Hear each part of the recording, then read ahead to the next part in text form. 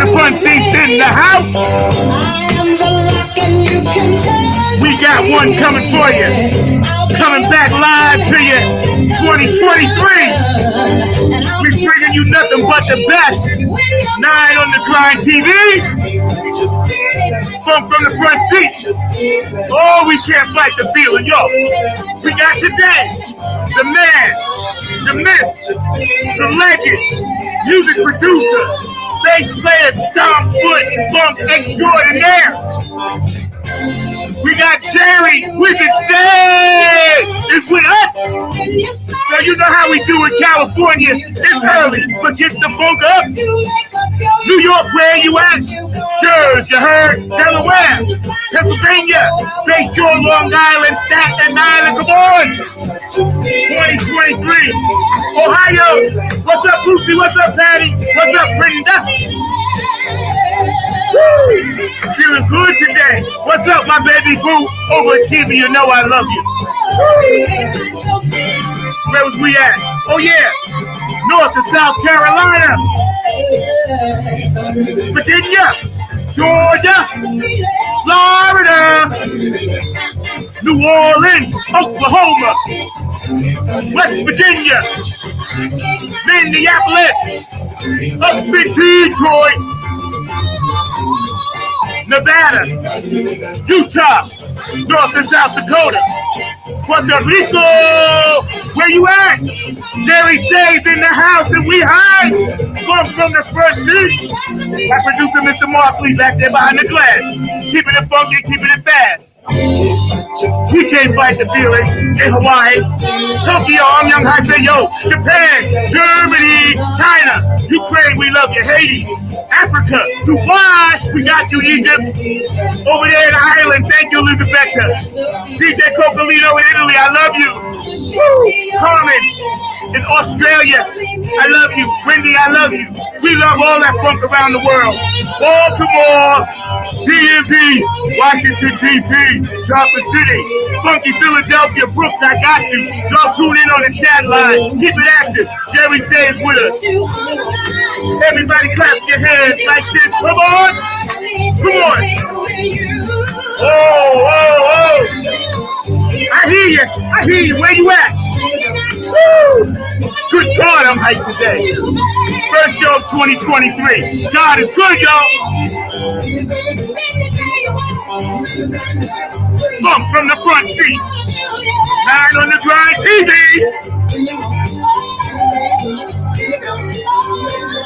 We're bringing you not the tree, but we're bringing you the root of the tree today. We can't fight that feeling. Wyzard is in the house. He flew in on his magic carpet today to hang with us from his planet.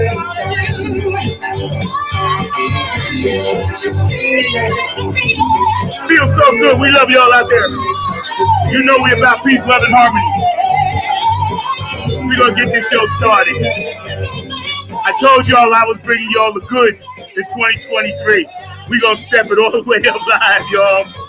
We love you out there. If you got a birthday, we love you. Anniversary, love you. If somebody transitioned on, we got you too. And don't forget, it's about peace, love, and harmony. Today's guest is a world-renowned, extraordinary music producer, bass player, visionary, innovator. There are so many accolades and names we could give this brother, but we know him as the Wyzard.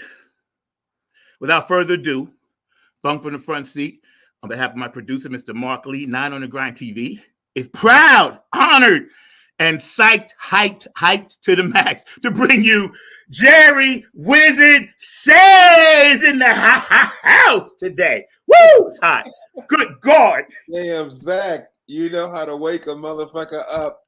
Damn right. You taught me that. You said when you hit the stage, stomp them.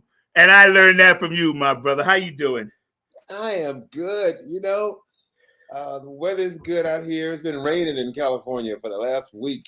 Mm-hmm. The rain is nothing compared to like cold and everything. But life is good. I mean, you know, I've been going through a lot of motion.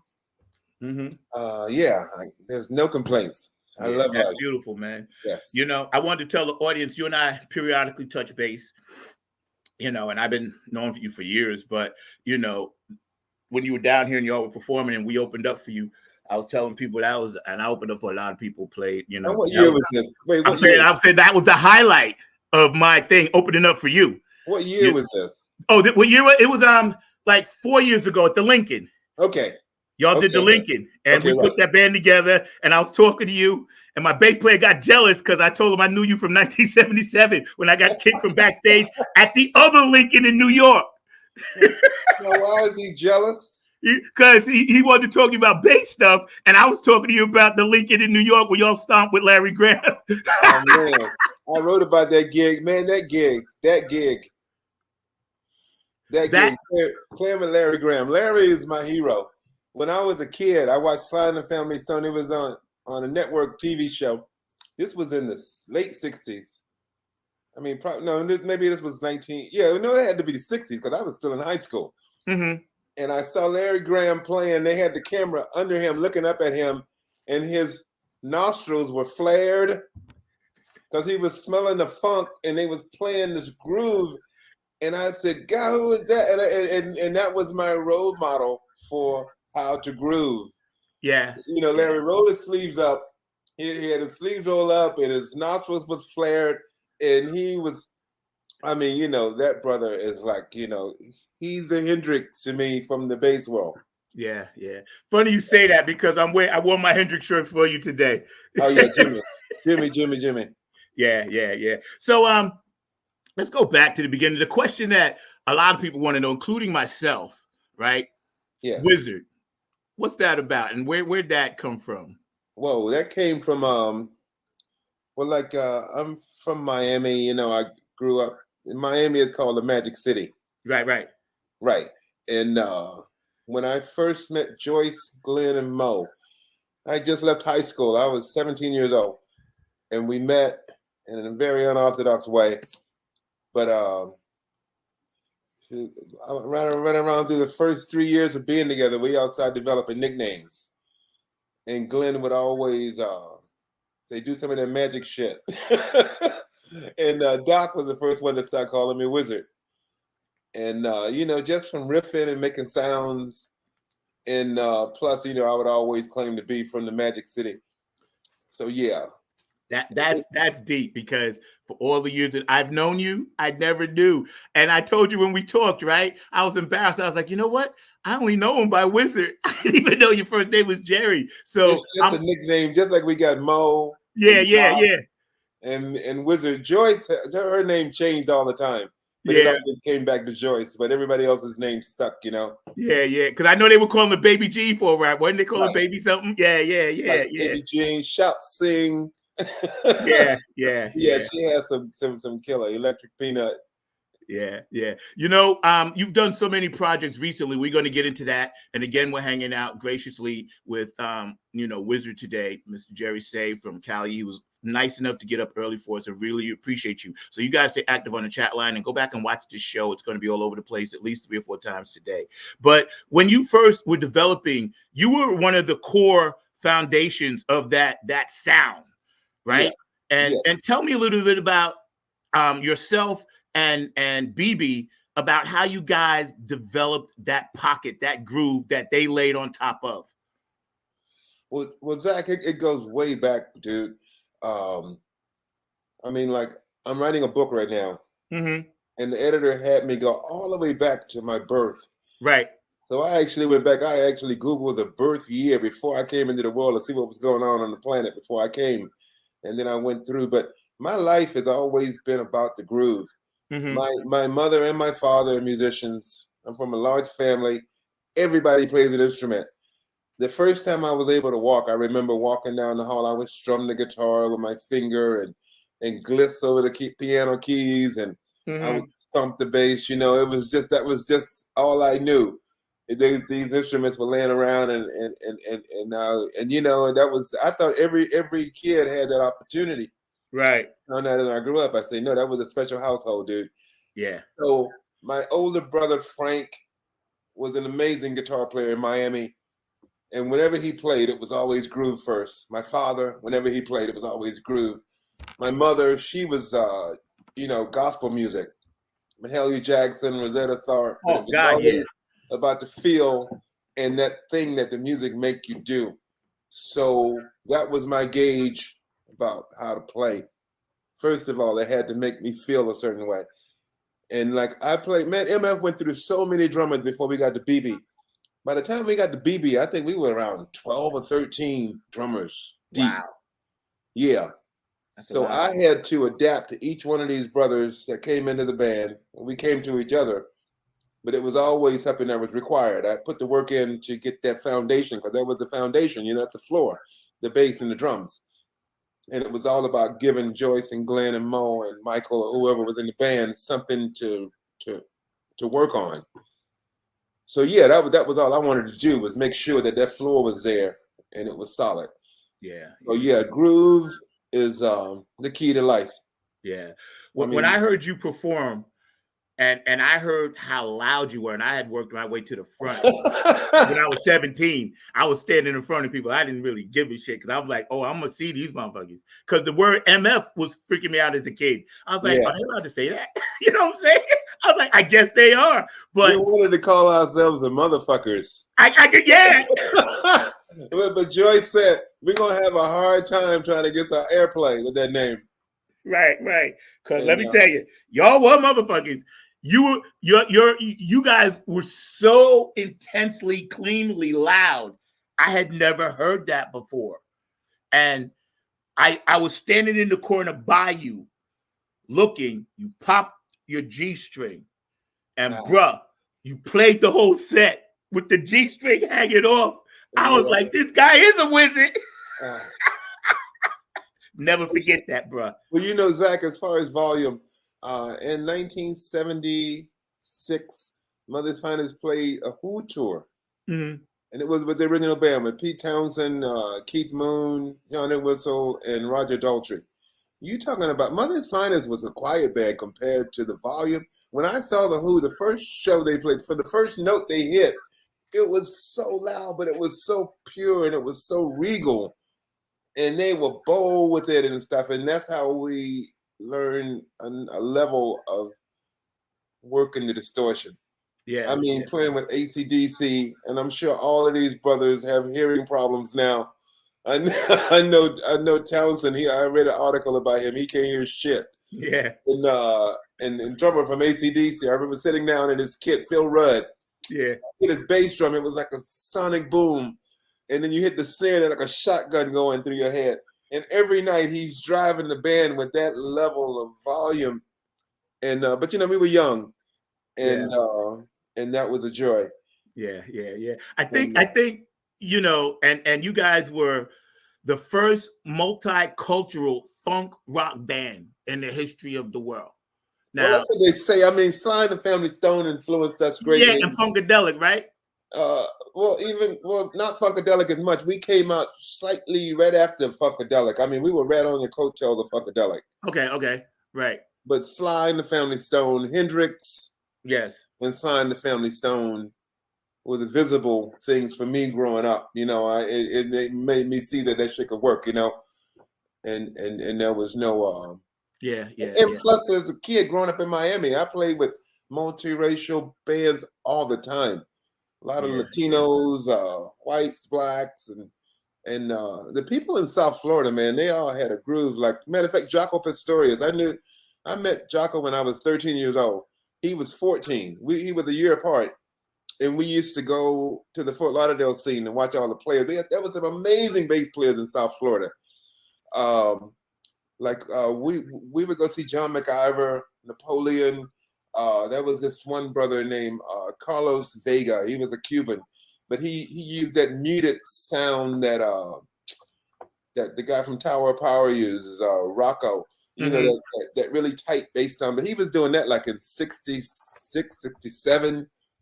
I was watching these guys. So, we had amazing examples and amazing players, like internationally from Trinidad, from Cuba, mainly from South America coming over into Miami.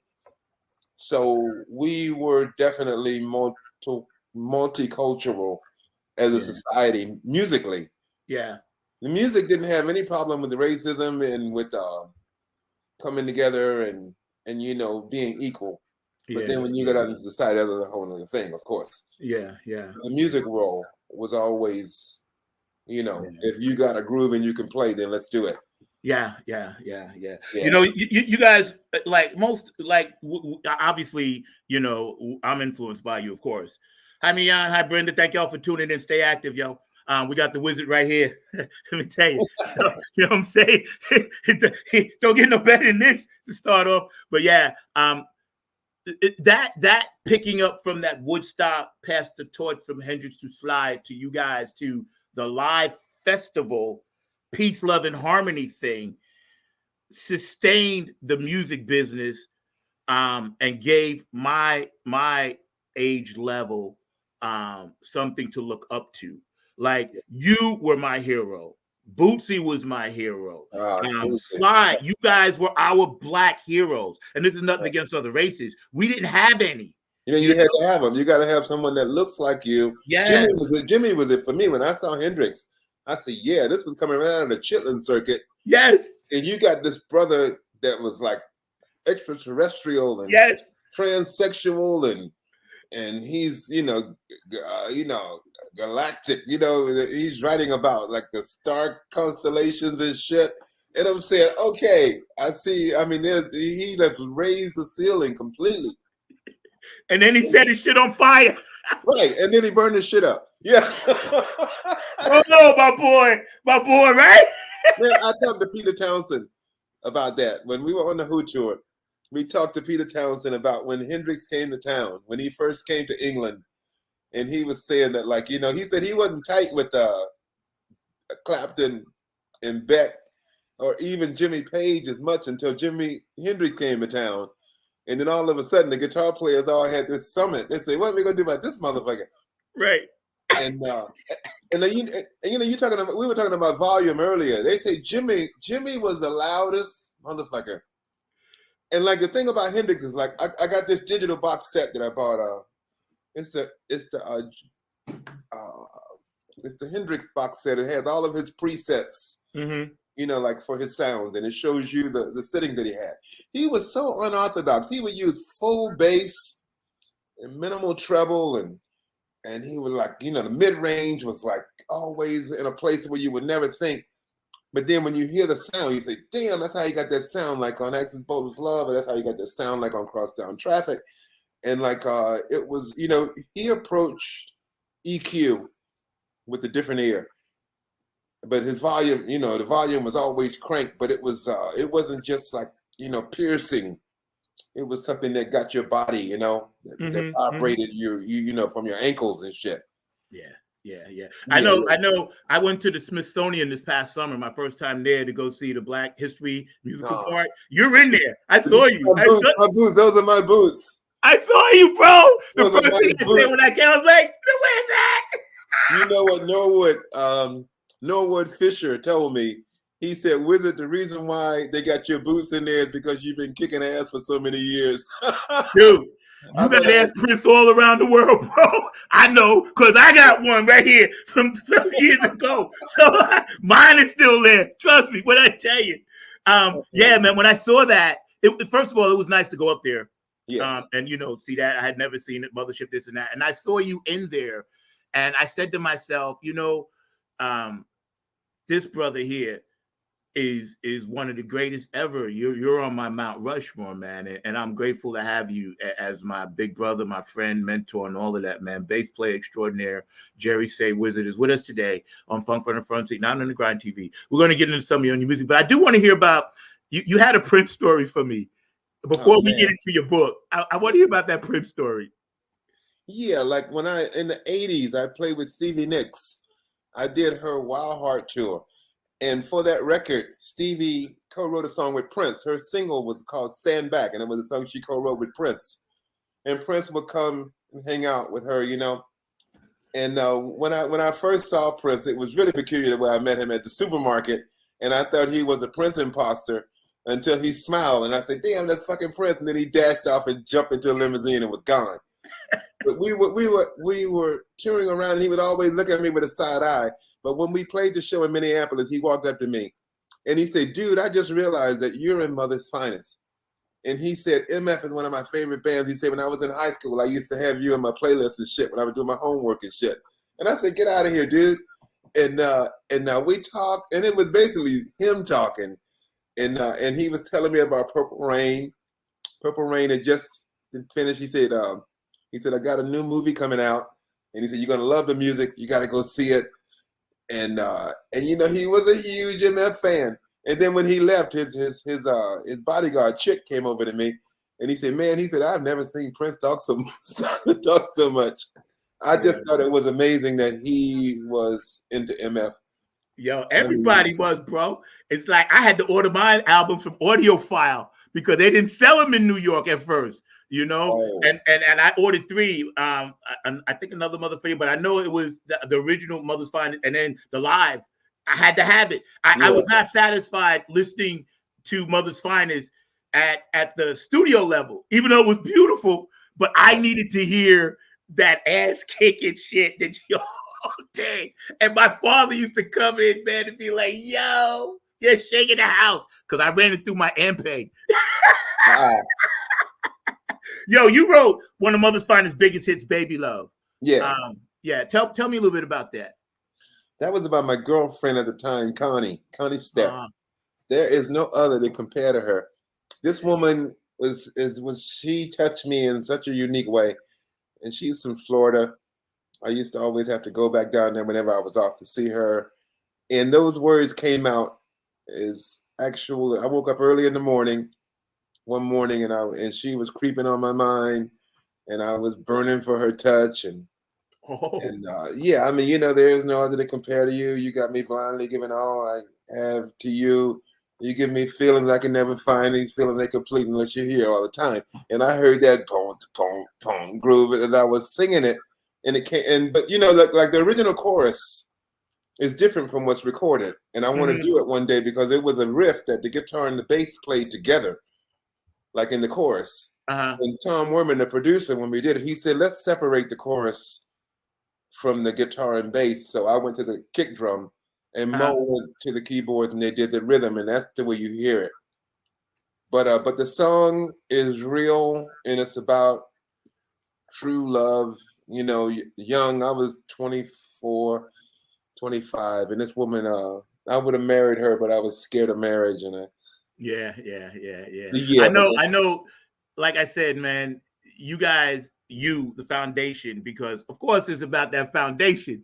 And as much as I love Mother's Finest, they don't roll like that without you in there, and it's a blessing. It's like we wouldn't roll without Joyce. We can't roll without Mo. I mean, we rolled without Mo for a bit, but it was not the same. It wasn't right. But I know probably more about the band than anybody because I'm deep down into it. Yeah. And I'm on the floor for almost every idea.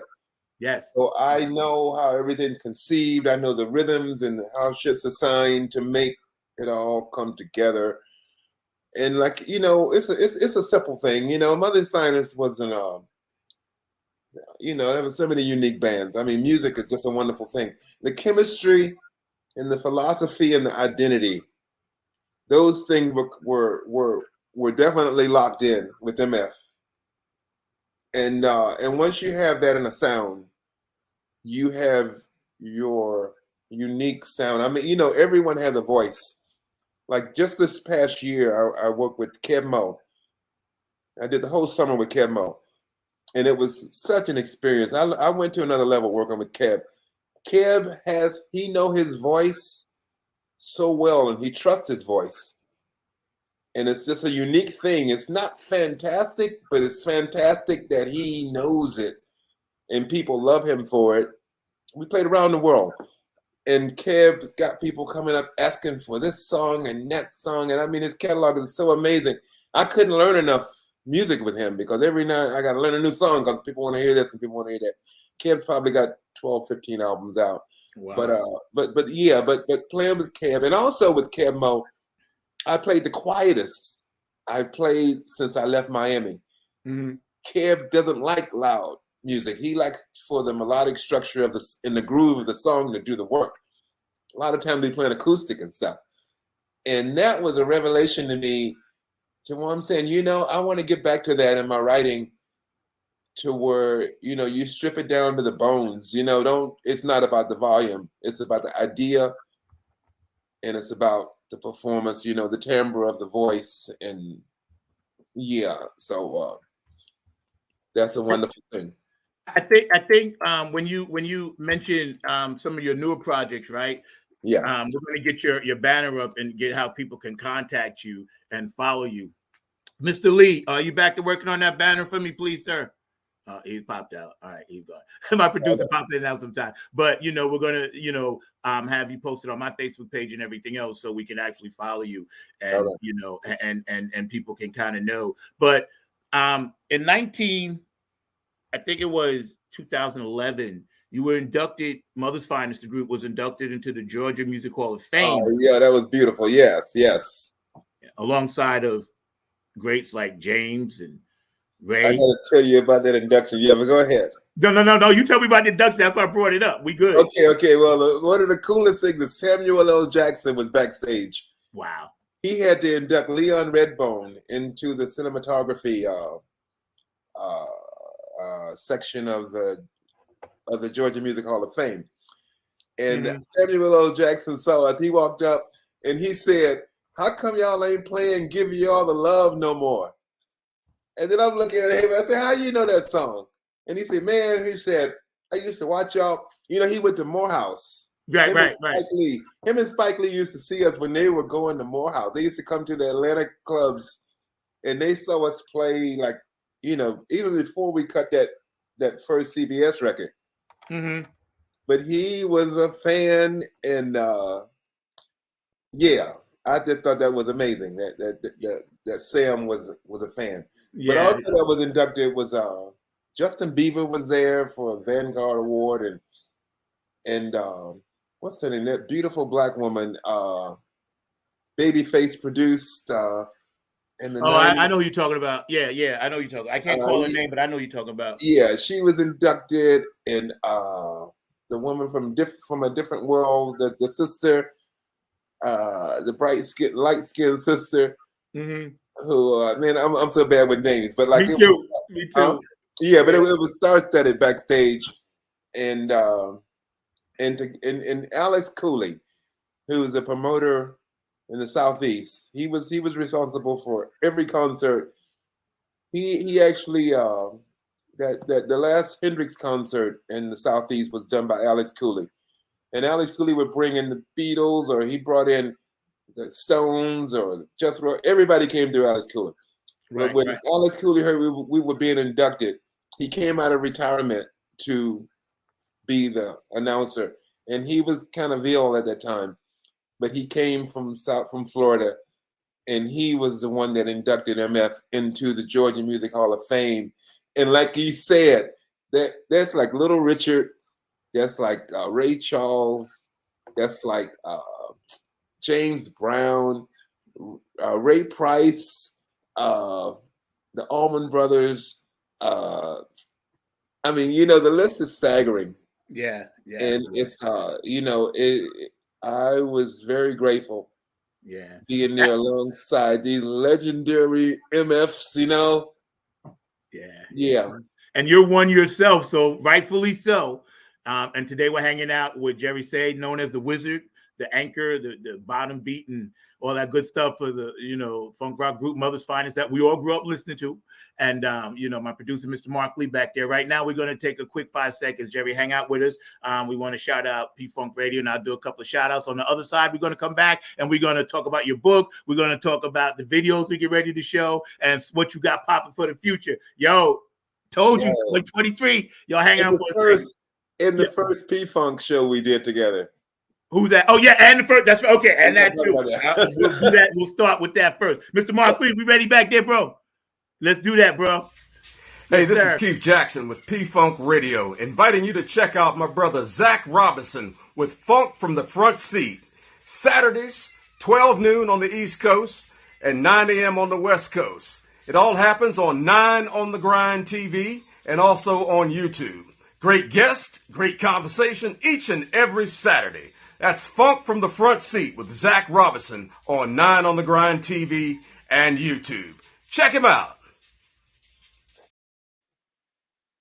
Brother. Thank you, Keith, for always pumping the music and supporting the show. And of course, HJ Entertainment, K&N Jams, P-Funk Radio. We love you guys. Oak City Music Collective down here. We love you guys. George the Funk Vinci, your artwork, Curtis Wilcox, Aquarius Rising Art. We love you guys. And also the Funk Chronicles Hall of Fame. We love you. And you guys keep spreading that funk out there. Keep supporting it. Keep supporting brothers like this brother. He is a pillar of the funk rock community. We stand on his shoulders. There'd be no nappy head funk army if it wasn't for brothers like him and Boots. I'm telling you right now, because we wouldn't have had the music to hear. So y'all gave us the roadmap, and we just gonna try to hold you up as best we can and do our part, man. And I tell you what, I don't like to put people on the spot, but yo, we gotta do a show with you.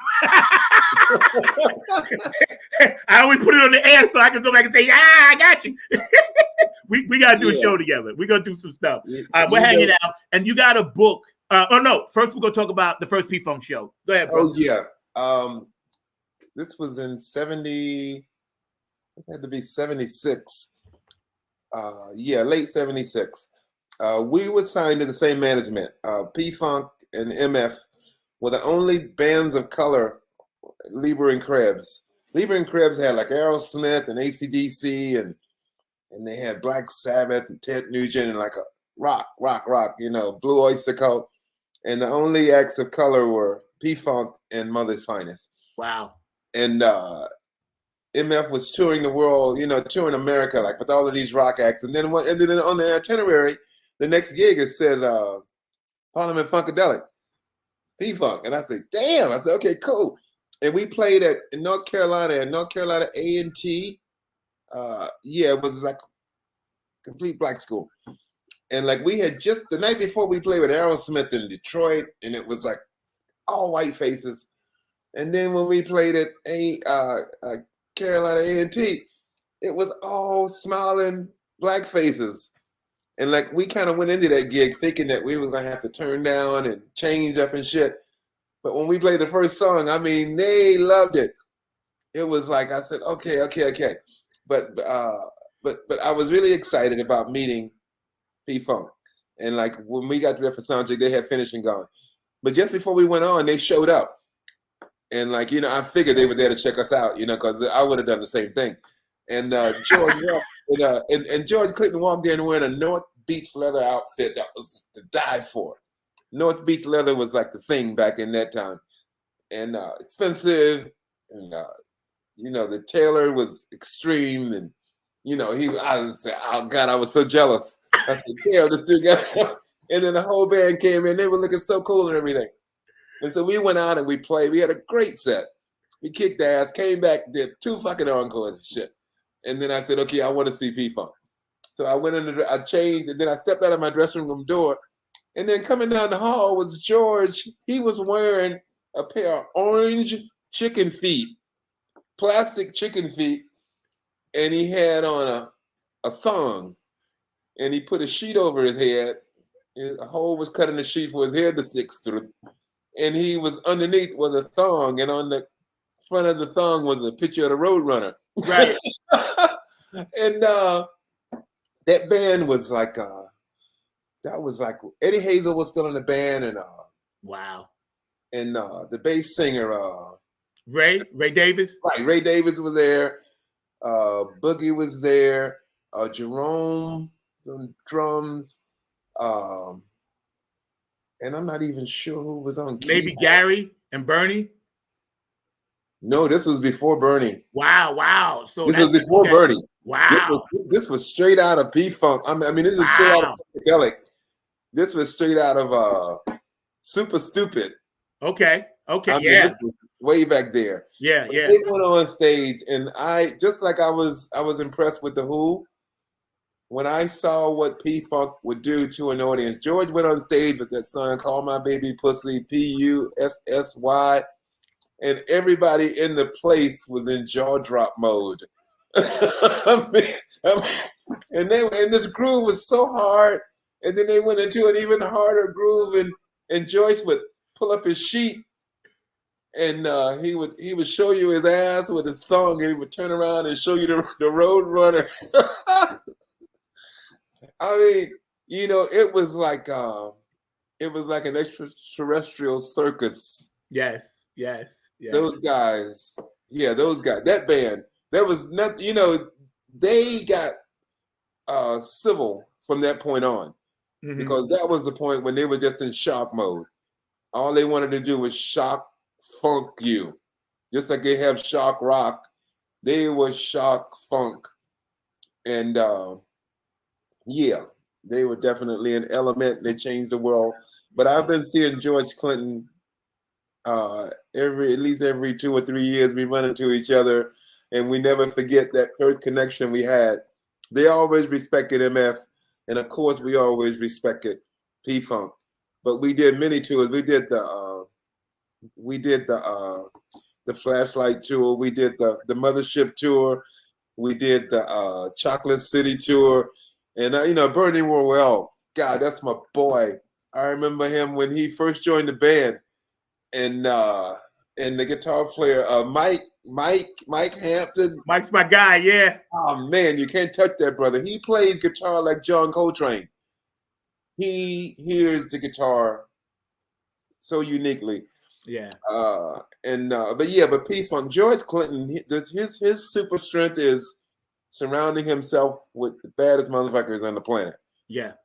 He's kind of like a Miles Davis, like these guys coming through his band, and they like on a level that up to the very top of the food chain. Yeah, we just played with Mike at the Bethesda at the Funketeers Ball. I was fortunate. I was literally on the stage singing Knee Deep, and he's playing behind me with Tony Cameron and the Funk All Stars. And then I didn't leave the stage when he did Maggot Brain. I literally sat there on the drum riser. I wasn't leaving. Me and Tony was looking at each other. We were like, we whispered to each other. We looked like, can you fucking believe we're here watching Mike Hampton play Maggot Brain? And we're right next to him. It was like, boom, Mike is my guy. I call him, text him all the time. Red Hot Mama, Scorpio. I love that brother. He's my guy, man. He's my guy. Yeah, so tell us a little bit about this book you got coming out. That not really to tip it, but just what inspired you at this point in your career to go ahead and start writing this amazing journey that you share. Well, I've been writing this book now. Actually writing for like 6 years. Yeah, I remember you told me. Yeah, I was and before that, I would write an excerpt, something just for my whatever, and I would put it aside. Like once I got my first laptop, and I would write, and I would just throw stuff aside. And then I got to the point where I said, I got all of these pieces and stuff, and I need to put this shit together. And also at the same time, I was working with a blues guy named Guitar Shorty. I actually produced two albums on Guitar Shorty, and I love that brother. He just passed away. Guitar Shorty. Jimi Hendrix used to go AWOL to see Guitar Shorty play. Wow. And Shorty married Hendrix's cousin, so there was a connection with those guys. But Hendrix's vibrato is Guitar Shorty. Really? Yeah. Wow. There's an album called We the People. That was the first album that I did with Guitar Shorty, and we actually won the Blues Contemporary Album of the Year in 2010, I think it was. But you can hear Shorty, and you hear the ghost of Jimmy in there. Shorty was probably about 7 or 8 years older than Jimmy would be right now. And it was a blessing to spend time with him. And we did 2 records, and it was the biggest time I've ever had. My producer, Mr. Mark Lee, is a blues personified. Like, I know he gonna go apeshit when he comes on to ask you your question, because I give him one. Now, Mark, you're gonna have to keep that shit short, all right? But he's already chomping at the bit, because David this guy, Guitar Shorty, he knows. Yeah. Mark knows. Yeah, right. Man. So you're writing this book, and you got all your things together. When should we expect this to pop in? This year for sure. I'm doing a soundtrack for the book. As I was doing this, every time I write, I was writing my story, there's been songs that I've written that I put on the shelf and I never released. And as I was writing this book, I felt like I was impregnated with these songs. I said, God, this just got to come out. And all of the songs that are going to be in this soundtrack have an amazing amount of meaning to my life. Yeah. You know, I was writing these songs from a place of necessity and you know, that's how that was my life's blood to live, you know. And I was really glad, like when I first had the idea, I said, okay, Warren, I need to think about a soundtrack. And then I just went through the book and I was saying, okay, that one's got to be there. Love and Control, Protection, Surface, Slaughterhouse, all of these things got to be in there. And like, you know, and it's just like a soundtrack for a movie. Like when you would think about what would be accompanying a scene, there's certain parts of the writing to where it's so dramatic and that song comes right in there, you know. But you know, like when I first started writing the book, I was going to start at 17 when I came out of high school and I started my career. But the editor said, no, let's go back to the beginning. Right. And going back to the beginning was amazing. Like when I researched my birth year, it was the most UFO sightings in the history of this country. Yes. That was what year was that? What year was it? 1952. Okay. There was this one incident called the Washington, D.C. incident. Yes. Where there were UFOs hovering over the White House and the Capitol. Yes. And they sent the Air Force sent airplanes there to intercept them. And when the planes got there, the objects disappeared. And then when the Air Force left, they came back. And it freaked the fuck out of America. Yep. And then that was in July. And then in November, we had the first hydrogen bomb was created by America, and there was a test blasting of the hydrogen bomb in the Indian Ocean. It was the biggest boom a human had ever created. And then it was a presidential year, and Eisenhower was a 4-star general. America wanted more stability. We was freaking because he was saying, "Fuck, extraterrestrials are coming. How you gonna fuck with them?" And then the NSA, you know, like it was just a lot of movement in the world. And then I came up in November, and I was born in Florida. And then I had to get into the whole Indian makeup of this country because I was born in Opelika, Florida, which is Opatisawakalaka, which was a Seminole Indian village back when they owned everything, before the Spaniards came and took the land from them. And so my book took on this whole concept of the plight of the American Indian. When I moved to Atlanta, I realized that my grandma was part Cherokee. And then in the 80s, I worked with Ricky Medlock, who was Lakota Indian. And we played like in North and South Dakota and Wyoming. Ricky would take me to an Indian reservation, and it broke my heart into small little pieces when I saw how these people lived, and they owned this country, and it was all taken away. And but my writing took a sidebar to the events of the world. Like I went through Kennedy assassination and into the Martin Luther King assassination, into the second Kennedy assassination, so just the events growing up, what shaped my moral compass about how to survive in the world and understand how mankind is. We have a lot of work to do, and we need to go forward as far as being humans. And instead of making shit to blow each other up, we should make things to generate more peace and love. I mean, you know, we just can't seem to figure that out. Yeah, you know, and it's funny getting back to your book because I'm getting comments on both things. So when you see me looking, I'm getting comments here and there, right? But one of the comments is that, you know, the soundtrack to your book, and you know, that's going to be amazing. And one of my fans popped in, you know, my boo, and say, hey, that's so awesome. So she just wanted to say thank you for that, because not a lot of people are thinking in terms of that. But in terms of the UFO, I'm a hybrid myself. I'm an Anunnaki funk soldier. I was born in '58, the year they claimed rock and roll came through, and I've experienced so many things And being of that ilk, the space child like you, like myself, this is why we all bond. And I think since COVID, the word 2020 hindsight and all this other bullshit, right? Like our light workers now are coming together. You know, we're all coming together, and we're here to spread peace, love, and harmony and get to that next transitional level. And brother, let me tell you something. You're one of the leading lights that we follow.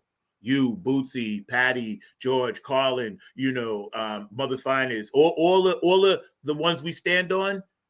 It's you guys that we follow your light, and we appreciate. I mean, you know, like it was like Dick Gregory. I met Yes. Dick Gregory when I was very young, and that's when I turned vegetarian completely from talking to him, and definitely like all the love bands, the '60s. You know, coming up through the '60s, the kids were screaming about the Vietnam War.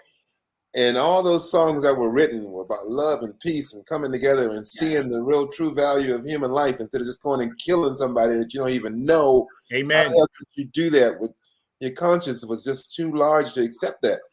And so, yeah, you know, like all of those, and that's why that kind of compares to the necessity for me to write the soundtrack for my book, because I had the soundtrack in my life that was there. You know, those songs were being played as they were marching in the streets and trying to get things right. And yeah. I got to tell you, man, first of all, we're hanging out with Wyzard today, and I'm like a fanboy. I got to tell you. So right off the top, I'm psyched. But we're going to play a couple of vids that you sent for us. Mr. Markley, you ready back there, sir? We're going to run some stuff, man. You just hang out with us, and I want my audience to enjoy. And let me tell you, this brother right here, Mount Rushmore.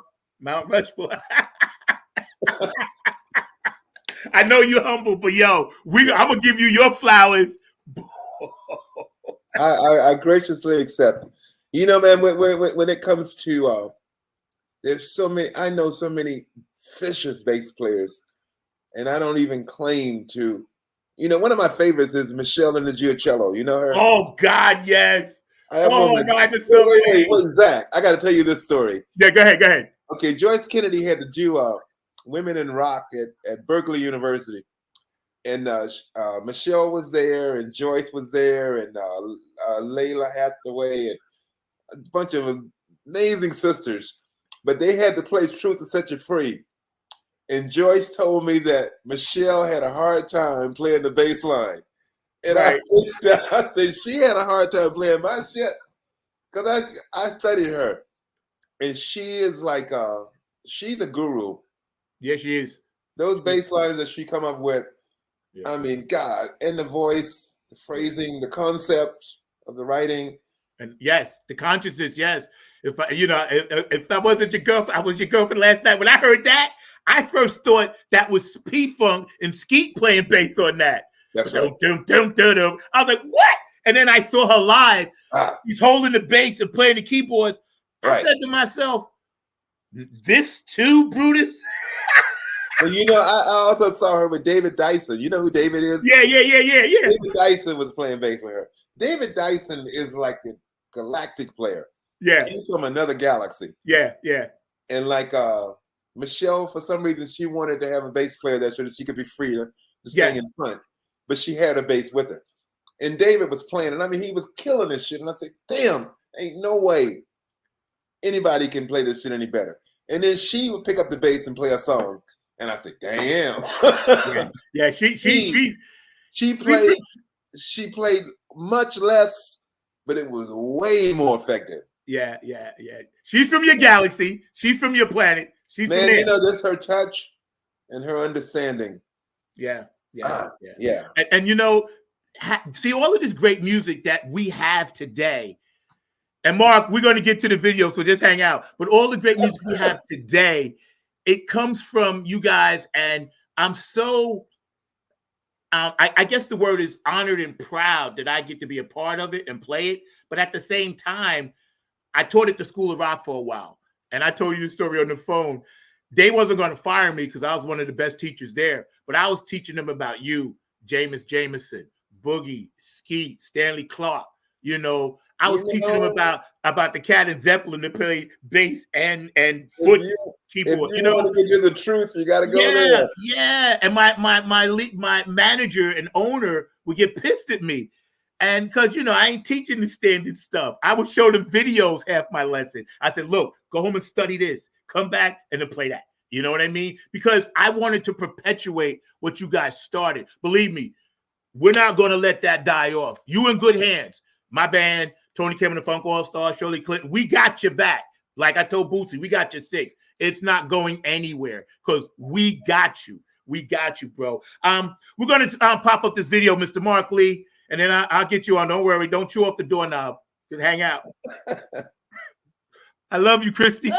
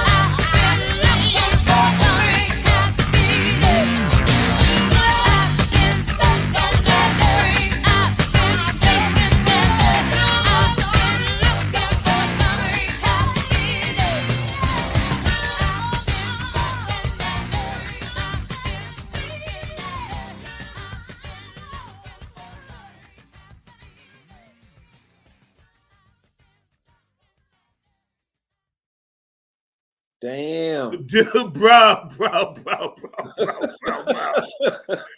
Bro, first of all, there ain't no words for that. I gotta tell you, my band, we tried to play this, couldn't play it.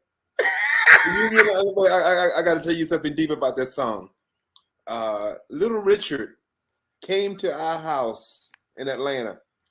This was like 76 before we got that record. Little Richard showed up at our house at midnight in a limousine looking like fucking Cinderella. His hair was perfect. He had on a lime green chiffon outfit embellished with rhinestones, and he had on a beige cape that the driver had to carry up the stairs so that it wouldn't touch the floor until he got into the living room, and he gently set it down. And we asked Richard what he wanted to drink, and he said, "I want tea." We had stories. And then we took him to the basement to play him some music we were working on. That's when we were writing Fire and Give You All the Love and stuff. And he loved it all. And I'm sitting there with Little Richard, and he's sitting there, the shit that we have created, and he was clapping and he was singing along with the gospel aspects. But we had a talk with him. And he said, you got to be yourself. He said, the truth will set you free. He said, and so that song came from a conversation with him about his days when he was going from the church into rock and roll and then back and forth. Teetering. He said, I heard God calling me, and I went back to the church, and I went back and I preached. And then he said, I heard the devil calling me, and I had to go back on stage and do my thing. And we said, that's priceless.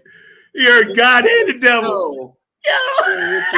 Was in our house, dude, and nothing had ever confirmed that my path was correct. Then that time I was sitting out here talking to Richard Penniman, and he's telling us stories about James Brown when James Brown was pulling his coattail about how to sing, and yeah, that's see. These stories on Funk from the Front Seat that y'all are hearing on Underground TV, you're only going to hear this here. So, right. You ain't hearing this nowhere else in the world.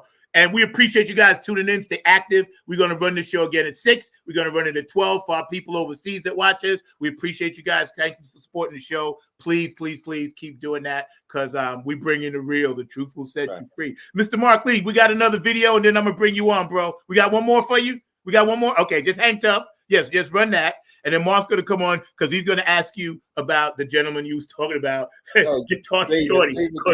If I don't let Mark come on and ask this question, he will never speak to me again. David Kearney is my boy. I would love to talk about him. Yes. Okay, we got you. Yeah.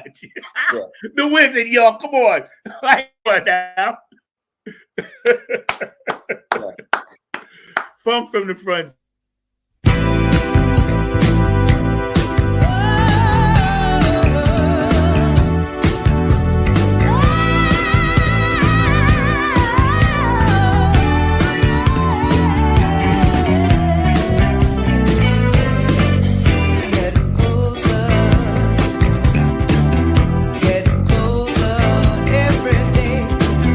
Lord knows I tried.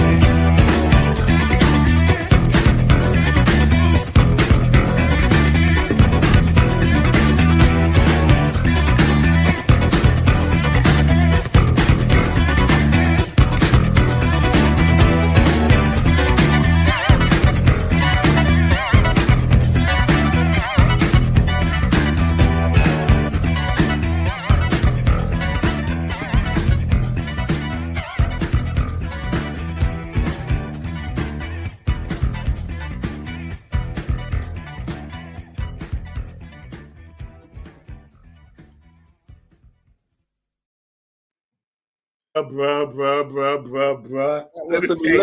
That was some electric Nigerian. No words, man. No words. I'm speechless, man. You know what was so cool about that track is that's my brother playing on that track. Yeah, we were going to get into him because I was gonna mention that. I'm gonna bring Mark Lee on, but while Mark is coming on and muting his stuff, so other stuff behind him. But check this out. I know we was talking about your brother. A lot of people don't know he played drums. Your brother Harold played drums. That's one of the instruments he played. Yeah. Well, okay, one of the right. But I know you told me he played on "What You Won't Do for Love." Yes, one of my favorite tracks ever. That's my brother Harold, the eternal groove of life. You know what was that broke my heart is when I heard that Freddie White passed away, the drummer from Earth, Wind and Fire. Yes, we were going to acknowledge him at the end. Yes. Okay, well, you know, like the connection that he has in his bloodline when he played with Verdine and Maurice, the genetics of the groove cannot be broken. I feel that same thing when I play with my brother Harold, and I have 4 other brothers that are guitar players, bass players, keyboards, and stuff. But when I play with Harold, I don't have to think. All I do, he just count it off, and the shit happens, and it's perfect. And I love that we didn't get a chance to play together as much. I sent you a Blackfoot track that Harold's on. Mark, do you have that track, the Blackfoot track? A Reckless Boy.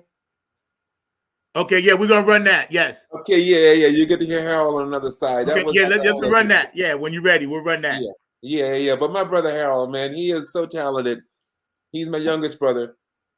Kills the bass, but on drums. Every time he would send me a track, you know, he did a lot of Casey and the Sunshine Band recordings. He's from South Florida, but when he played when he told me about the Bobby Caldwell project, when I left Fort Lauderdale in 1971, Bobby Caldwell was playing with a band called Kathmandu, and he was a guitar player. Yes. And he was an acidic guitar. He played like Frank Zappa, Hendrix, and Terry Kath kind of combined.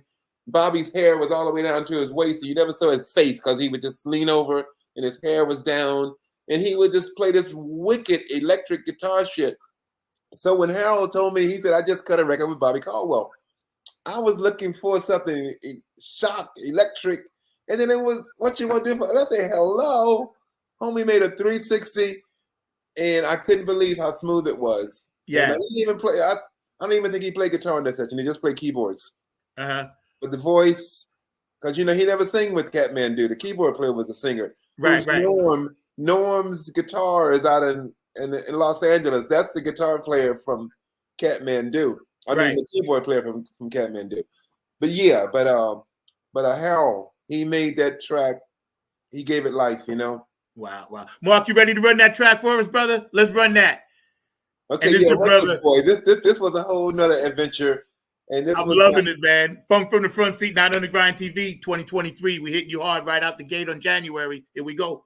This is all American Indian. I love it. Yo, this is, I'm in heaven right now.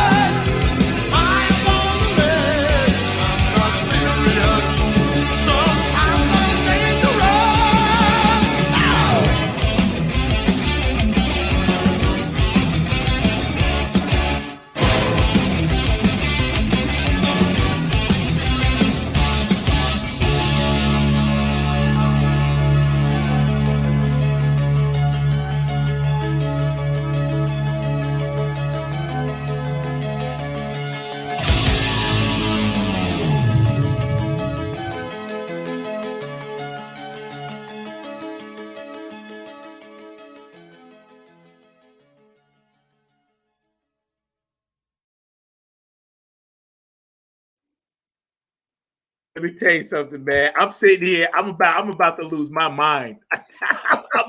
I'm losing my shit over here. I ain't gonna even lie.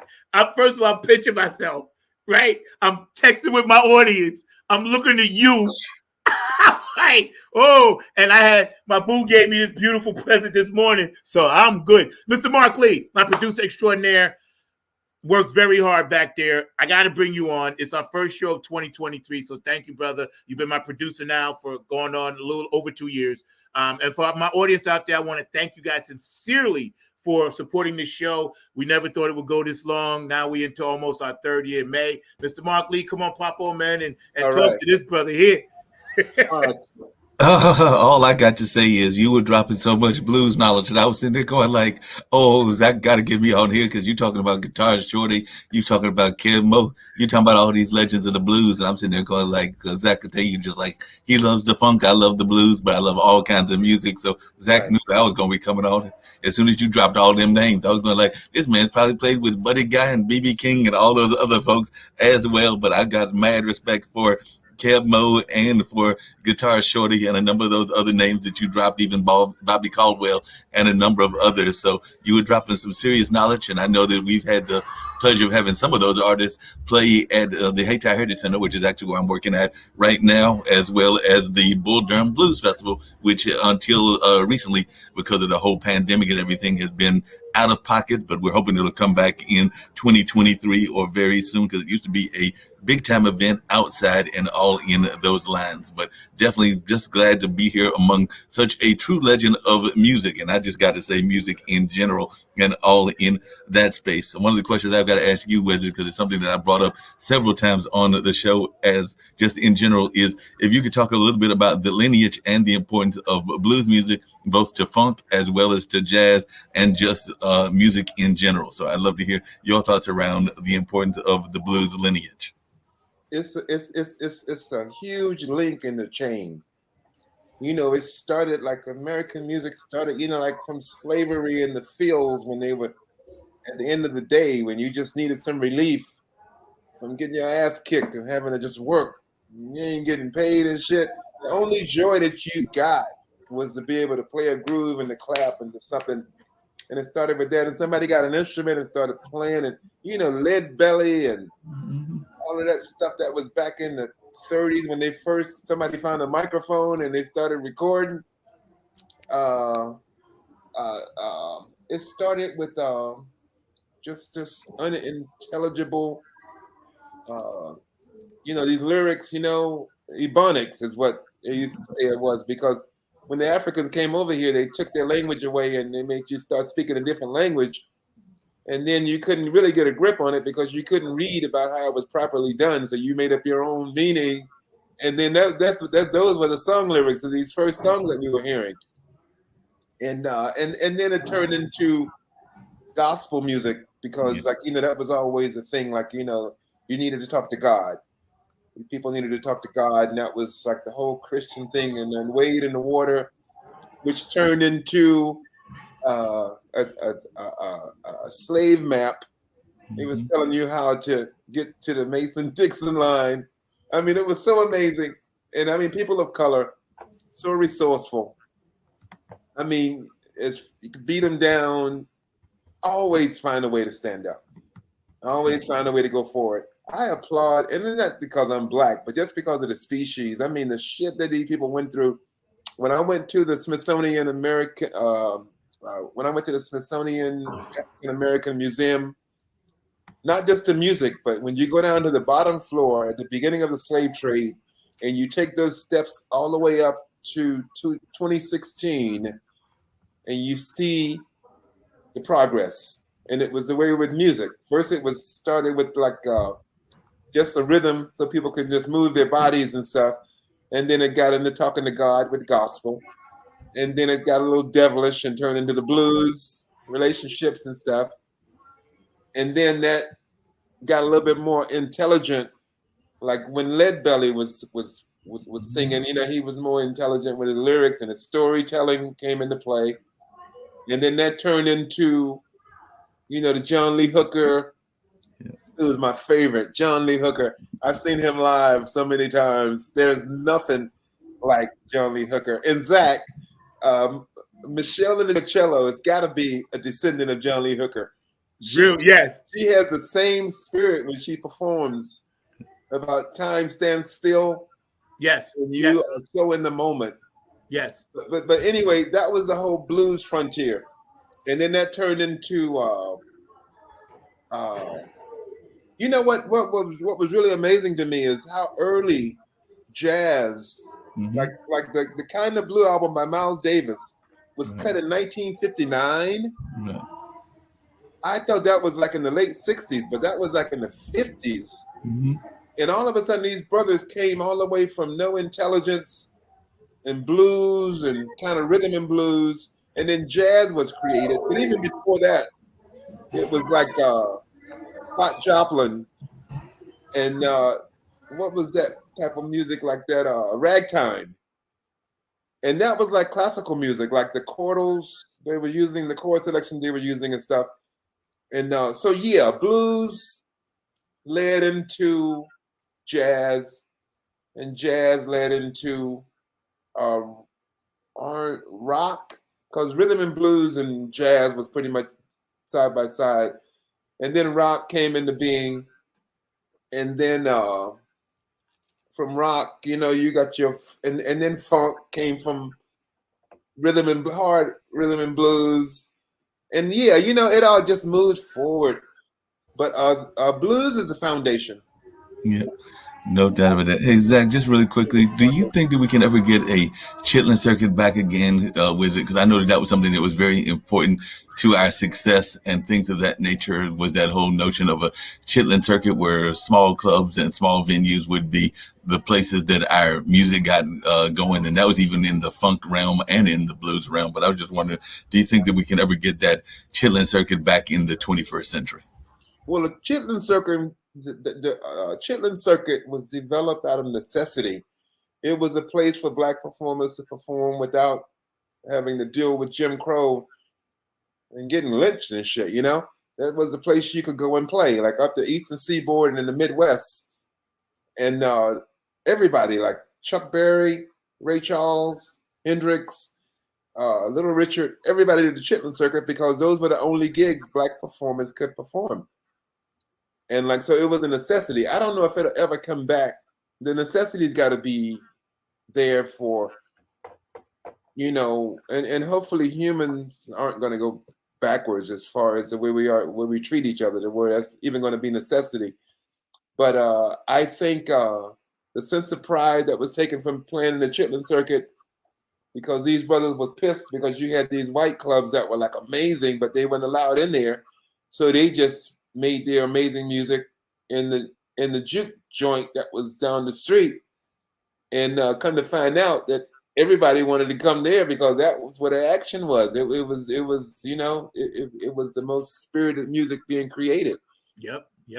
I think, and thank you, Mark, for popping in. Producer Mr. Mark Lake Extraordinaire. Hang out with us for a minute, man. And we're hanging out with Jerry Say, and you know, known as Wyzard, and just that speaks for itself. And you guys been really blowing up the chat. I really appreciate that, man. Because see, the legacy of this brother, he's on Mount Rushmore. This is why I was very humbled and grateful to have him on my show and call him my big brother. And I know him, and I opened up for this brother. So right there, you know, that speaks volumes. And when we look at music today, myself, Kevin, Dr. Brooke, and all our circle, our full circle at my band, we're always talking about spiritual food, feeding people with the music. And today's artists, like, there was a banner for a funk fest and it had no funk artists on it. I got nothing against them, the artists that were on there, the Mary J. Bliges of the world, Bobby Browns, but they were calling it a funk fest. Funk has now been hijacked, the word. Definitely. And it kind of pisses me off. Yeah, it pisses me. It does. I'm gonna be honest with you. I'm a lover of all music. I listen to everything, classical, everything. But promoters have taken this and twisted it. So we have to give people spiritual food in this funk. Where do you see the future of funk music going? Well, my children, my son, Laven Kali, Laven is up for 3 Grammys this February. He worked on the Beyonce record. Okay. he co-produced one song and co-wrote it with her, and then he co-wrote 2 other songs, and they're all up for Grammys. And Laven's solo music. Laven was in the crib when Laven was 6 months old. He would watch me program music, and he would sit there like in the crib, you know, and just watch me. And he was always quiet because Laven ended up going into golf. Like when Laven was turned 9 years old, he loved Tiger Woods, and he started playing golf. And I used that, and I was a golf dad. Took my son all over. My son got a full golf scholarship. Wow. Into the university. Wow. He was that good. And then when he turned 18, he came to me one day and he said, "Dad, listen to this." And he played me some music. And I said, "Damn, it's bad." I said, "Who is that?" He said, "That's me." And I said, "Who's singing?" He said, "Me." I said, "Who's playing?" He said, "Me." I said, "You played everything?" He said, "Yeah." And then I said, Who wrote it?" He said, "I did." Laven plays, his first instrument was trumpet. Plays drums, bass, guitar, keyboards, sings perfect pitch. His mom's also a vocalist, keyboard player, perfect pitch. Both, and my daughter is coming up behind him. She's 19. She's at Brown University. I went to see Dayella on campus at Brown, and everybody knows her. We walk down the street. "Hey, Dayella." I said, "What the hell? You just been here. It's your first year here." Yeah. But it's a marvelous university. But the music that Dayella hears, she hears my funk, but she hears classical music, and she plays drums in the jazz band. And then she sings out front like Ella Fitzgerald. Wow. And then she could sit down with me. She loves to play Skin Tight by Ohio Players. And she's playing the drums and I'm playing the bass. Right. And I play brick for her. We play Duzik. Yes. Duzik, yes. Right. So you have to teach your children. You have to spread it, because if they don't get it from the library that Amen. we live, that you are, that I am, that you are, we're supposed to give that knowledge to our children and hopefully find a way for them to understand it. They don't have to take it all, but there's a lot of nuggets in there to make their lives better and to continue on with the flow of positive life, you know? Amen. And that's what funk is going to need. Funk is something, it's not going to die, because as soon as somebody hears the right groove, they're going to say, it makes your body do things that, you know. Yes. Yeah, there's a physical reaction that touches your soul. And the best of every genre of music does that. You know, it gets you into your God within. And that's what funk is, connecting to your God within. You got to have it.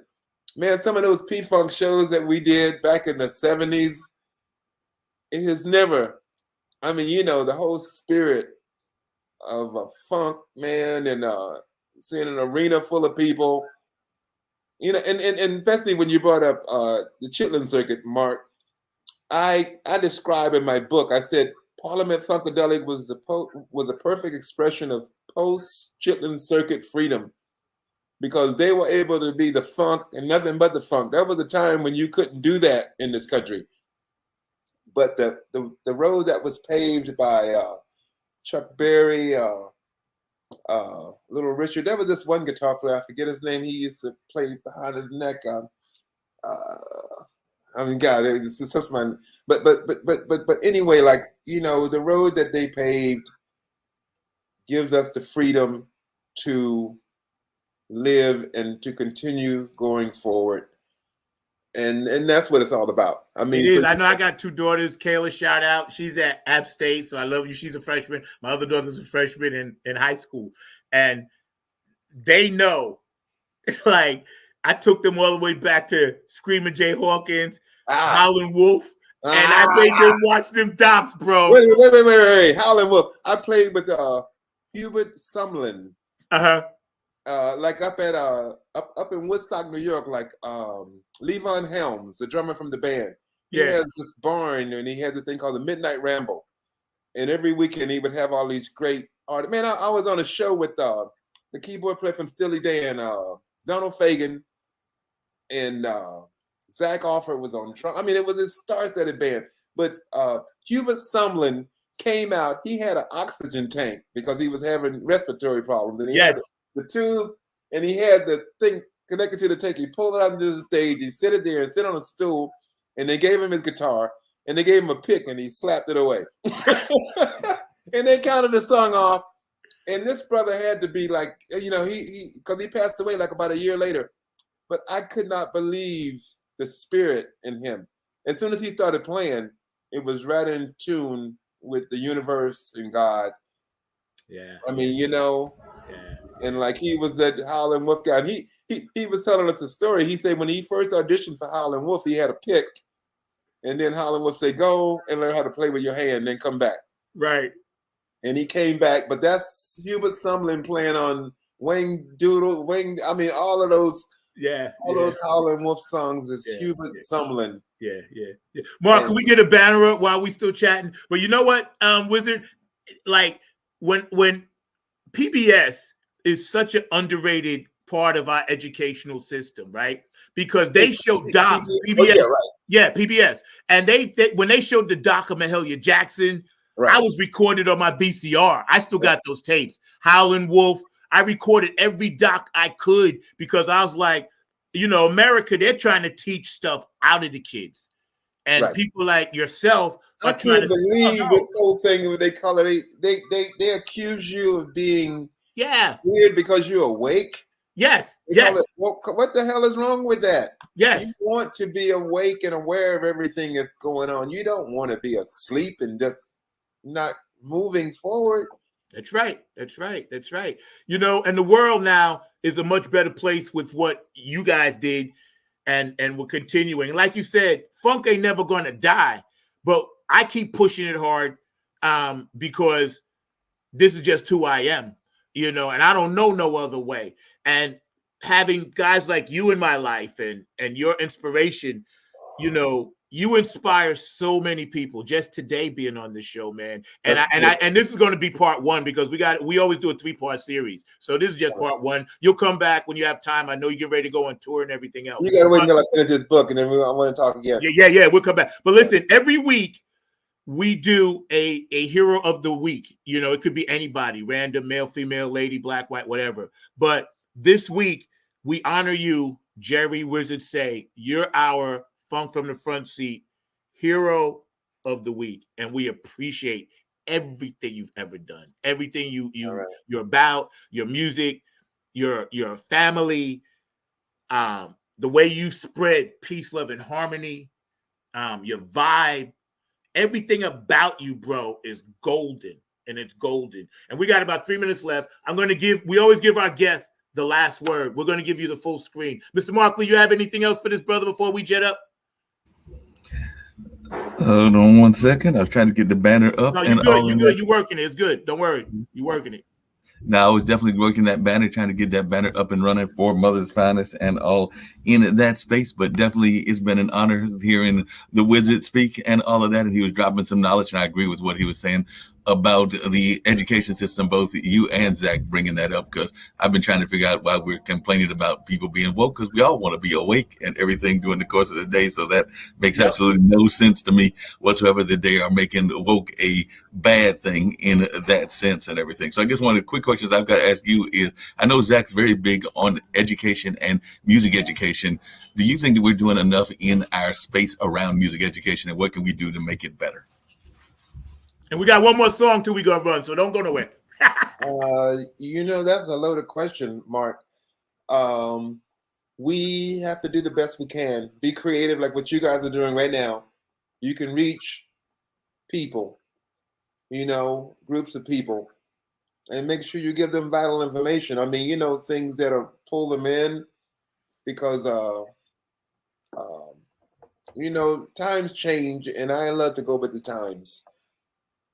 I know it always leads because, like, with me writing my book, I see what I've done in my 6 decades on this planet, and it's always constant movement, and that's the way it's going to be from now on. So we have to be creative about how we make sure that the young people know not to be bamboozled and to listen to that thing inside of them and to have patience creating something beautiful that can last for a lifetime, and not just jump on something in the passing buck. And don't be afraid of being unique and different. You don't have to be like the next guy, you know. Just learn how to perfect you.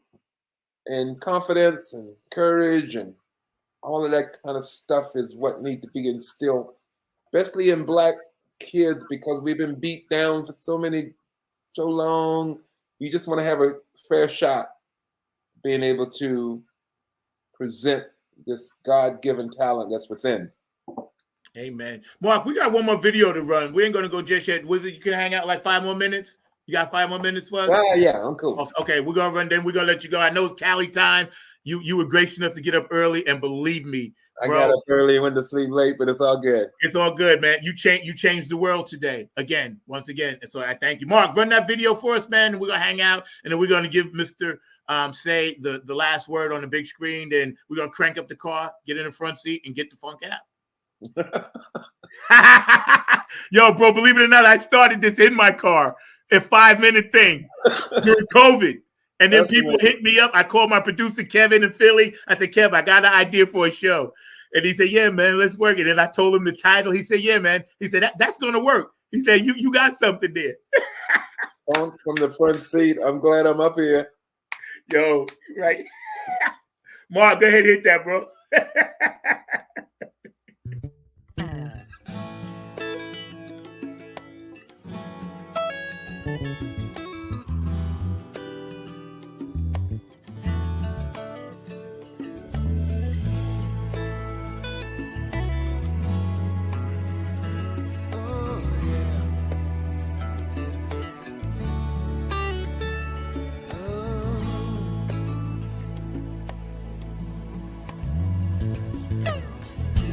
With my arms in the air, trying to get your attention. And the sky's so blue, baby, where are you? You need to be right here. You need to be together. If you cut the silver cord, baby, simply float away.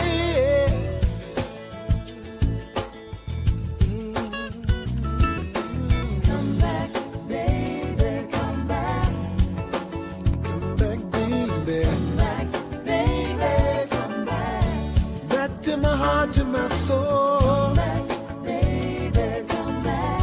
I need you right here with me, baby. Baby, come back. Baby, my arms in the air, still trying to get your attention. Did you forget to mention that we'd hang out today? But you're so far away. What's getting you down, baby? What's getting you down? What's keeping you around? Oh, yeah. All I can say is come back, baby, come back. Come back, baby. Come back, baby, come back. Back to my heart, to my soul. You right here with me, baby. It's plain to see you're very distant,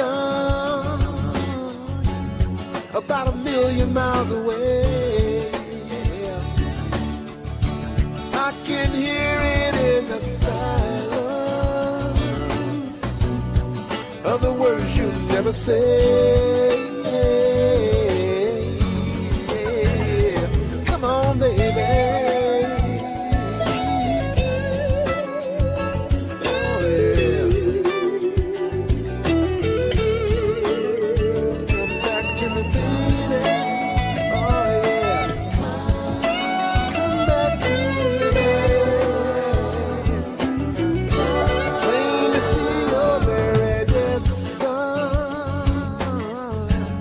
About a universe away, girl. Can you feel my rapid heartbeat, baby? Hoping you're not gonna stay.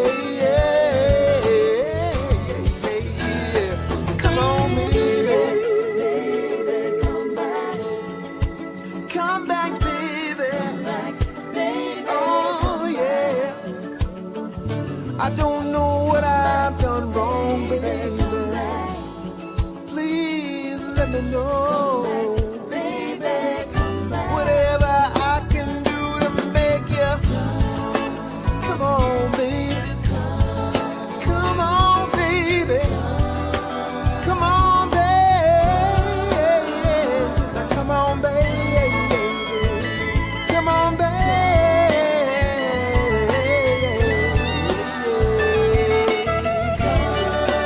Back to me.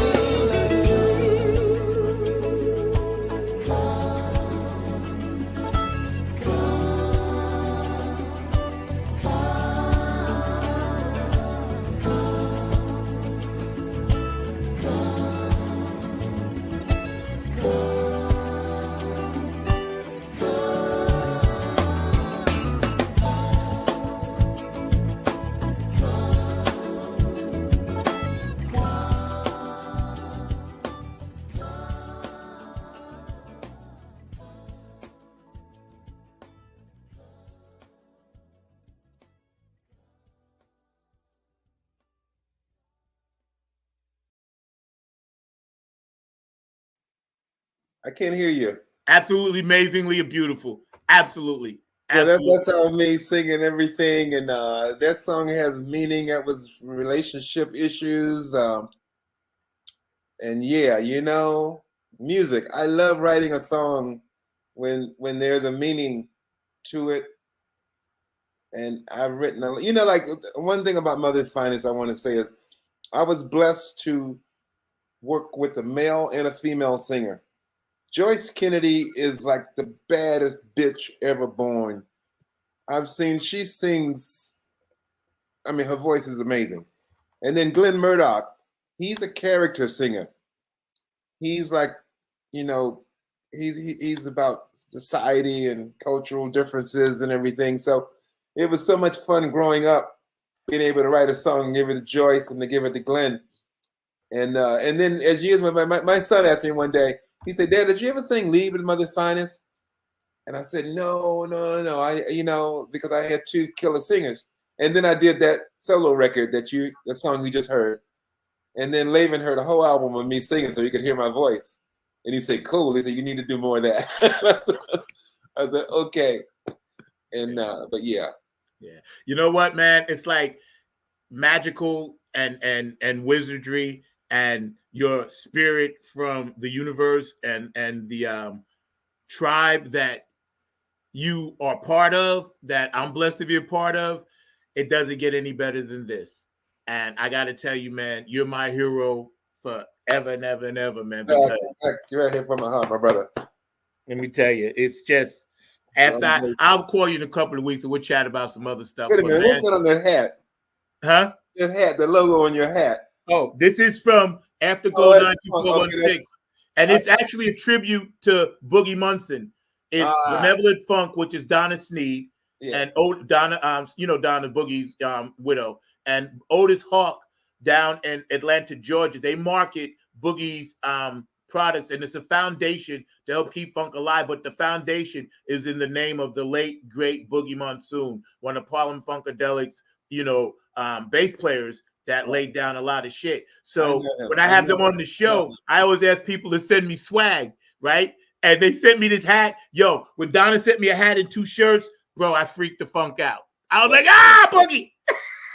The spirit. Because when I'm sitting here writing and this and that, I feel Prince. They come to me, Gary Scheider, Boogie Munson, and I always write my music from 12 o'clock to like 4 in the morning. That's my time. Gary Scheider. When I first met Gary, I think we were the same age. And we were kindred spirits. I mean, we were from the same tribe. Except I would never wear that fucking diaper on stage. I couldn't pull it off. but Gary Scheider, this was in the early 2000s. I went skiing in Nevada. And we went down to the casino and it said, tonight, P-Funk was at one of was performing. So I got inside and I made my way all the way to the front of the stage. And Gary was still alive. And they were killing. And I mean, they were killing. And Gary saw me And for some reason, that's when I realized George Clinton is fucking blind. He was looking at me, and Gary came and he said, "Say, George, that's Wyzard." And George looked at me and he said, and he was like about 3 feet from me, and he couldn't figure out, he couldn't get my image. You know, he couldn't fucking see. Yeah. But like Gary was saying, that's Wyzard. And that was the last time I saw Gary Scheider. And they were amazing. P-Funk was like, you know, the spirit of P-Funk. When they start playing, aura surrounds the room. And, you know, all the great bands have the same thing. Like when they perform, there's no competition with this. It's just their moment. You have to sit your ass down and deal with, you're in their world. And when they're finished, you have your turn. And I found that with AC/DC, with like P-Funk, with even the Commodores. Man, we did some amazing tours. Aerosmith. Yeah, you know, all of the bands that come from necessity, that aren't formulated bands. No, these bands came together because they heard a sound and they loved each other and they were attracted to the chemistry of each personality, and it made this thing. Yes. Aerosmith would never be the same without Joe Perry. Yes. That ingredient is so necessary. And the same thing like with the Stones or like with the Who or whatever, and the Beatles, for God's sake, all of these fucking great bands. The unique chemistry makes a sound. And you're fortunate to be a part of one if you can in a lifetime, you know? Yeah. I tell you, I talked to Linda yesterday. I talked to Gary Scheider's widow, Linda Scheider. She's a regular on our show. And we get into music, we get into politics. But Linda's dope. She's my funk sister. I just talked to her yesterday. Give her a shout out for me. I will. I'll tell her. I just talked to her yesterday. You know, Linda and I talk, and we talk or text at least twice a week. At least twice a week. I talk to her. Now, Donna, she's always busy, but Donna will hit me up every now and then. I make sure she's okay, you know. But yeah, this hat, it means something. When I wear this hat out, I wear it with pride, bro. This is what it is. Man, oh man. Funk from the Front Seat, Not on the Grind TV. My producer, Mr. Mark Lee, I thank you so much. Jerry Wyzard said, we're going to give you the full screen and say whatever you like. And, you know, then we're going to bring you back on and we're going to crank it back up and get out of here, man. All right.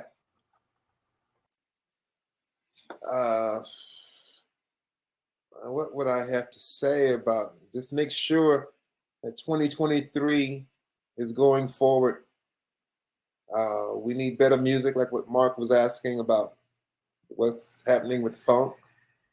The Chitlin Circuit is not coming back, but it's going to be another circuit that's going to be connecting us to each other.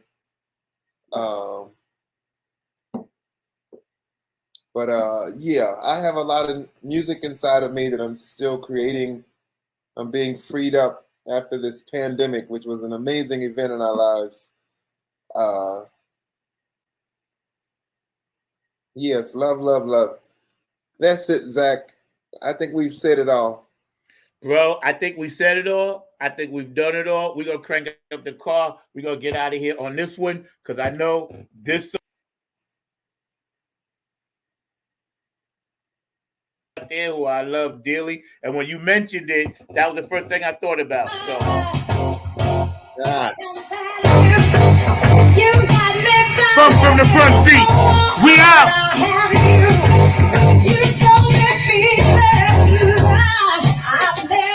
The Wizard was with us today, y'all. Enough said.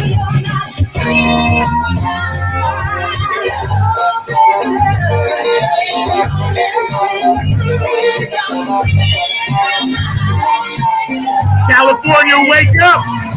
Thank you very much. New York. Hawaii. Samoa. Doing the hungry. Ohio, Brenda, Mama Tandy, Beyond, Philadelphia, Brooks. Yeah, what up? Marie, clap your hands, come on, world.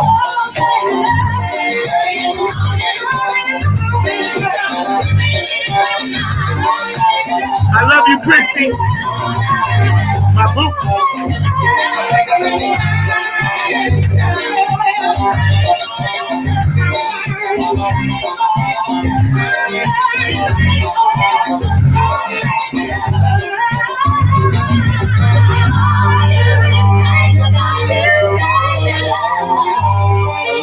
The Wizard, y'all, come on.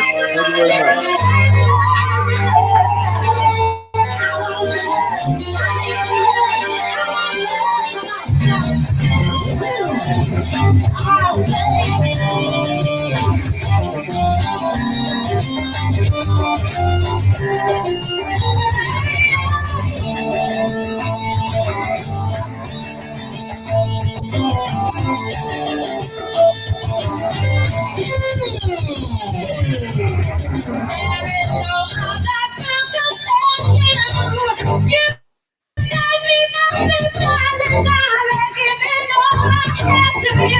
New York,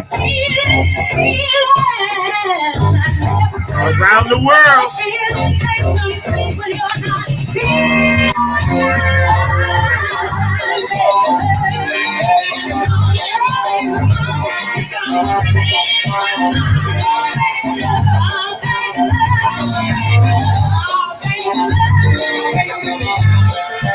Come from the front seat.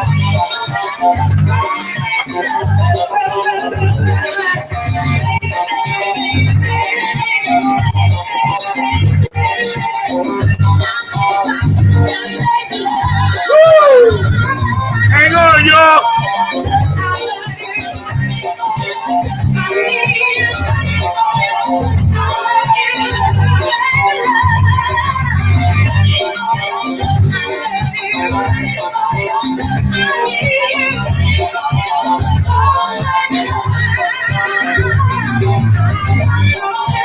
Florida, you in the house. Florida. Italy, what's up with the best? Cocolino, you over there? Germany. Dubai.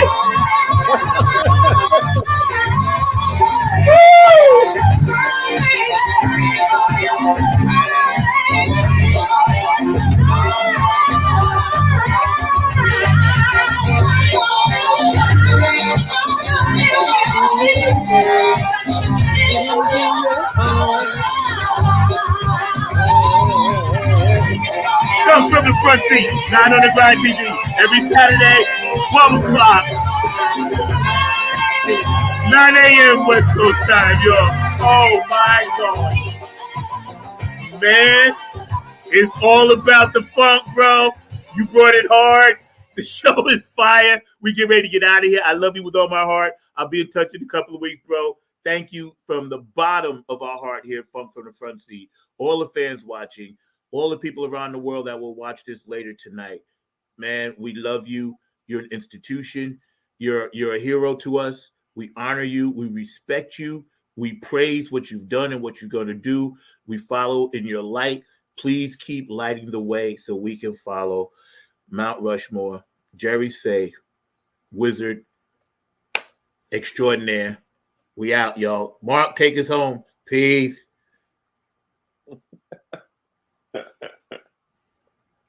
Big love. Man, let me tell you, bro. Yes. Let me tell you. It's special. You got to put Wyzard.net up there. Okay, Wyzard.net. Hold on. Okay, hold it, Mark. We got to fix that. WYZ. And I'll tag it. WYZ at WYZARD.net. Got you. Mark, we'll fix that. You can keep this one also. Yeah. Okay, and we'll make sure we add that, and I'll tag that. Text that to me, and I'll tag that to my Facebook post when I thank you. Because I do a thank you on Facebook, and I'll tag it. Wyzard.net. I'll find it, and I'll tag you. I got you, bro. I got you. We'll make sure. And also Wyzard Base on Instagram. Got you. Okay. Wyzard Base on Instagram and Wyzard.net. Got you. Man, and I'll tag them both. They kicked me off Facebook about 5 years ago, and I could never get on again. Yeah, really? That's crazy. Yeah, I know. It's